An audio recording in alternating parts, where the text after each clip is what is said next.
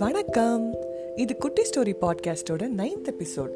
இன்னைக்கு எபிசோட்ல 2014 கார்த்திக் சுப்பராஜ் எடுத்த ஜிகர்தண்டா படத்துல ஒரு அருமையான டயலாக் பத்தி தாங்க தெரிஞ்சுக்க போறோம். ஒரு மளிகை கடைக்காரரு, நீ தோத்தியா ஜெயிச்சியான்னு அடுத்தவன் சொல்லக்கூடாது, உனக்குள்ள இருக்கிறவன் சொல்லணும் அப்படின்னு நம்ம படத்தோட ஹீரோ சித்தார்த் கிட்ட சொல்லுவாரு. இதுல 2 விஷயம் இருக்கு. ஒன்று, நம்மளை பத்தி நம்மளே என்ன நினைக்கிறோம், இன்னொன்று அடுத்தவங்க நம்மளை பத்தி என்ன நினைக்கிறாங்க. இந்த 2 விஷயம் நம்மளோட லைஃபை தீர்மானிக்கிறதுல முக்கியமான பங்கு வகிக்கும். பொதுவா செல்ஃப் எஸ்டீம்னு சொல்லலாம். நம்ம சின்ன வயசுல இருந்தே நீ அதுக்கெல்லாம் சரிப்பட்டு வர மாட்ட அப்படின்னு சொல்ற ஒரு கும்பல் கண்டிப்பா இருக்கும். இப்படி சொல்லி சொல்லியே நம்மளால முடியாதுன்னு நம்மளையே நம்ப வச்சிருவாங்க.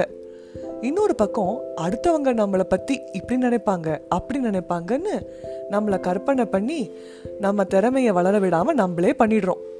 இன்னும் சில நேரங்கள்ல நம்மளை உசுப்பேத்தியே ரணகலம் ஆக்கிடுவாங்க.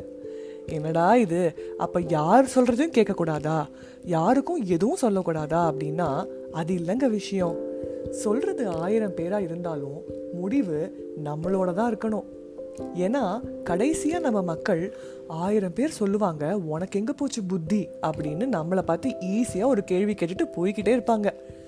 ஸோ நம்மளை இது மாதிரி எந்த விஷயமும் அஃபெக்ட் பண்ணாம ஒரு செல்ஃப் எஸ்டீமோட இருக்கிறதுக்கு 3 பிரின்சிபல் பார்க்கலாம். முதல்ல, நம்ம என்ன கேட்கணும்னு நம்ம முடிவு பண்ணணும். என்னடா இது, இதுக்காக காதுல பஞ்சு வச்சுக்கிட்டா இருக்க முடியும் அப்படின்னு கேட்டா அது இல்லைங்க. கேட்கறது நம்ம கண்ட்ரோல்ல இல்லைன்னா கூட கேட்டதை ப்ராசஸ் பண்றது நம்ம கண்ட்ரோல்ல தான் இருக்கு.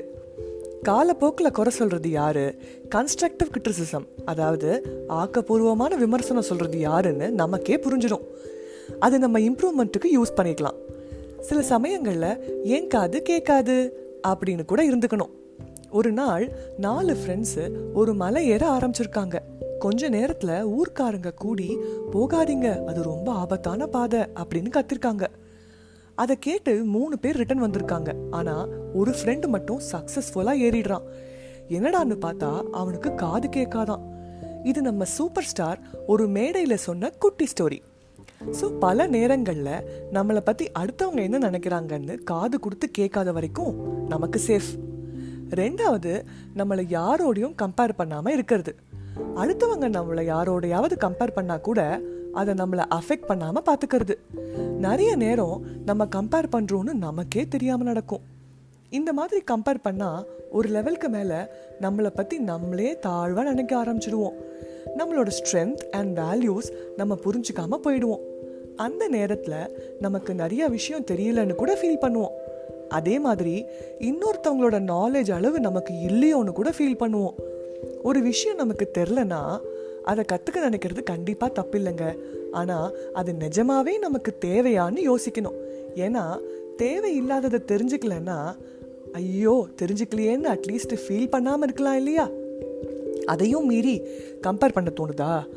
உனக்கும் கீழே உள்ளவர் கோடி, நினைத்து பார்த்து நிம்மதி நாடு அப்படின்னு நம்ம கவிஞர் கண்ணதாசன் சொன்னதை மனசுல நினைச்சுக்கலாம். 3வதா, பாசிட்டிவா இருக்கிறது. எக்ஸாம்பிளுக்கு, நம்ம ஆஃபீஸில் ஒரு சின்ன மிஸ்டேக் தான் பண்ணியிருப்போம். உடனே ஐயோ வேலை போயிடும், வீடு போயிடும், நடுத்தூரில் நிற்க போகிறோம் அப்படிங்கிற அளவுக்கு ரொம்ப எக்ஸ்ட்ரீமாக நம்ம நெகட்டிவாக கற்பனை பண்ண ஆரம்பிச்சிடுவோம். இந்த மாதிரி விஷயங்களை வேரோட எடுத்துடணும். அதுக்கு நம்ம 2nd எபிசோடில் சொன்ன மாதிரி ஆண்ட் டெக்னிக்கை ஃபாலோ பண்ணி பாசிட்டிவாக ஃபீல் பண்ணலாம்.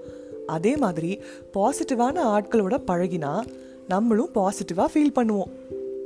சுருக்கமாக சொல்லணும்னா, நம்ம பெண்ணோட ரீஃபில்ல இங்கு தீந்துச்சா இல்லையான்னு நம்ம தாங்க முடிவு பண்ணணும். அப்போதான் நம்ம வாழ்க்கையை நம்ம எழுதலாம். இந்த எபிசோட் பிடிச்சிருந்தா லைக் பண்ணுங்க, ஃப்ரெண்ட்ஸ் அண்ட் ஃபேமிலியோட ஷேர் பண்ணுங்க, மறக்காம எங்க பாட்காஸ்ட்டை ஃபாலோ பண்ணுங்க. கமெண்ட்ஸ் எதுவாக இருந்தாலும் எங்களுக்கு ஷேர் பண்ணுங்க. அடுத்த எபிசோட்ல இன்னொரு இன்ட்ரெஸ்டிங்கான மூவி டயலாக் பத்தி கேட்கலாம் அண்ட் தெரிஞ்சுக்கலாம்.